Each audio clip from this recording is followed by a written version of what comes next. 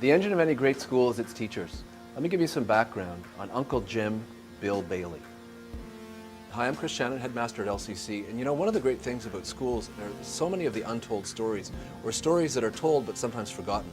I'm standing beside this plaque which notes the Baillie Science Wing.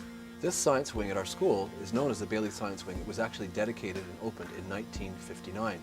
But who is Mr. Baillie? Well, I've got a picture of his here, but I'm going to show you that there is in fact a portrait of Mr. Baillie in the back of one of our science labs here at the school on Royal Avenue that was painted by Vernon Mustard, himself a teacher for decades here at the school, obviously also gifted in art as well.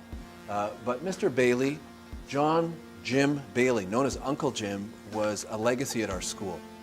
It was said that there were three B's. There was the boss, Fosbury, there was the building, and there was Mr. Baillie, who actually eventually became assistant head, was seen to be probably the most effective and really gifted science teacher in the province of Quebec. He was assistant head for the last 5 or 6 years of his tenure. He died in the early part of the Second World War, and he is the only individual who is ever to have had his funeral here at LCC.